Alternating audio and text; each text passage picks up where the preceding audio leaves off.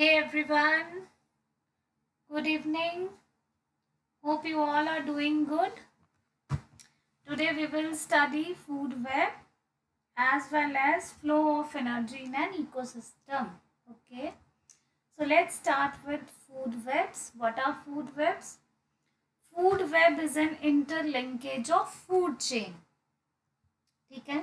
And food web illustrates all the possible ways through which the transfer of energy as well as the transfer of nutrients among the organisms occurs in an ecosystem.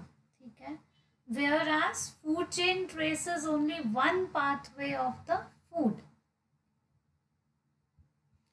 इसके बाद अब diagram के through इसको समझते हैं. Food web इन अ grassland ecosystem होता क्या है? सबसे पहले ग्रास है. ग्रास को किसने खाया? हमारे रैबिट ने. रैबिट को किसने खाया? हॉक ने. एक ये पॉसिबल वे है फूड चेन का. दूसरा क्या है? ग्रास को किसने खाया? ग्रास होपर ने. ग्रास होपर को किसने कंज्यूम किया? हॉक ने. एक फूड चेन ये है. ठीक है. थर्ड क्या है? सेम वही ग्रास है. उस ग्रास को किसने खाया? लिजर्ड ने. लिजर्ड को कौन खाएगा? हॉक खाएगा. ठीक. एक और पॉसिबल वे क्या है? ग्रास को किसने खाया? माउस ने. माउस को किसने खाया? स्नेक ने. स्नेक को किसने खाया? हॉक ने. ठीक है.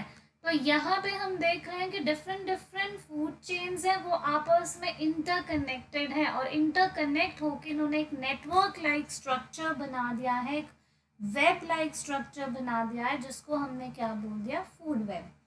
तो नेचर में एक्चुअल में इकोसिस्टम में फूड वेब एग्जिस्ट करता है. Food chain does not exist. ठीक है. अब अकेली फूड चेन तो नहीं एग्जिस्ट कर सकती कि सिर्फ ग्रास है और उसको हम कंट्रोल कर दें कि ग्रास को सिर्फ ग्रास होपर ही खाएगा. Not at all possible, right.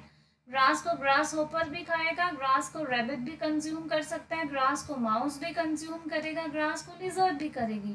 So these all are the possible ways through which the food energy is transferring from one organism towards the other organism. Okay, so why food webs are important in our ecosystem? Food webs are very important so as to maintain the stability of an ecosystem in the nature. ठीक है. Now we will study energy flow in an ecosystem. In last class we have studied that the flow of energy in an ecosystem is unidirectional. ठीक है. Single direction में हमेशा जो है energy flow करेगी.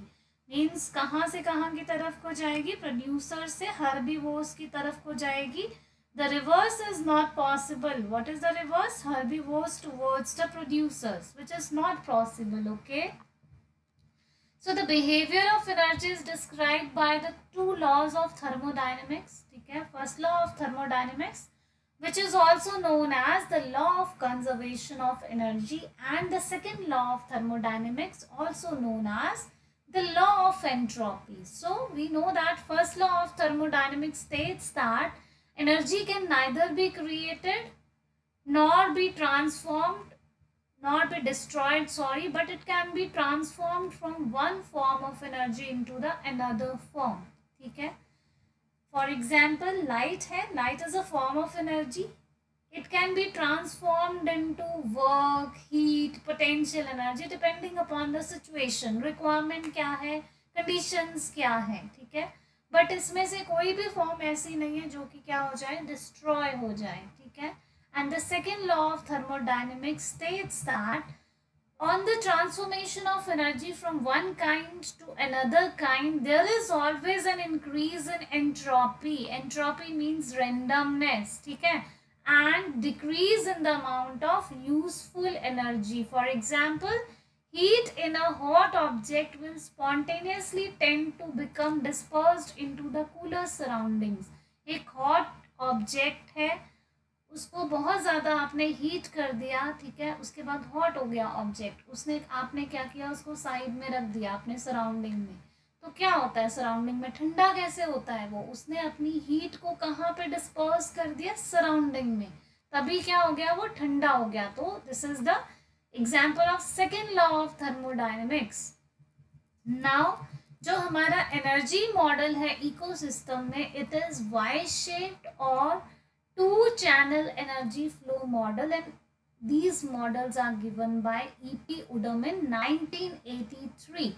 अब to channel energy flow model क्यों बोल रहे हैं एनर्जी को? क्योंकि it is applicable to both terrestrial as well as your aquatic ecosystem, ठीक है, जिसमें वन आर्म रिप्रेजेंट करती है हर्बीवोर फूड चेन को, और जो सेकंड आर्म है वो किसको रिप्रेजेंट कर रही है? डिकम्पोजर फूड चेन को, ठीक है। फिगर से थोड़ा सा समझते हैं इसको, क्या है ये।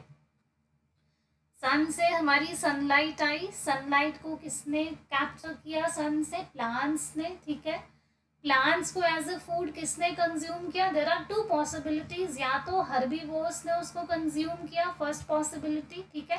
हर्बीवोर को फर्दर किसने कंज्यूम किया? कार्निवोर ने कंज्यूम किया। तो ऐसी फूड चेन जो कहाँ से स्टार्ट होती है? प्लांट से, ठीक है, प्लांट से हर्बीवोर्स की तरफ को, तो it is grazing food chain. अब सेकेंड पॉसिबिलिटी क्या रहेगी इस केस में कि जो प्लांट्स है, प्लांट्स की डेथ होने के बाद, है ना, डेथ हो गई उसकी, फिर उसके बाद डेथ होने के बाद उसका डिके होगा, डिके होने के बाद वो किस में चेंज हो जाएगा? ऑर्गेनिक मैटर में। तो वहां पे क्या चीजें एक्ट करेंगी, उसको क्या चीजें कंज्यूम करेंगी? जो डेट्रीवोर्स हैं, जो डेड डिकेइंग ऑर्गेनिक मैटर पे फीड करते हैं, ठीक है। डेट्रीवोर पे कौन फीड करेगा? प्रेडेटर्स। प्रेडेटर्स किसको कंज्यूम करेंगे? डेट्रीवोर्स को। तो इसलिए ऐसी फूड चेन को हम क्या बोलते हैं? Detritus food chain. क्यों बोल रहे हैं डेट्राइटस? क्योंकि कहाँ से स्टार्ट हो रही है वो?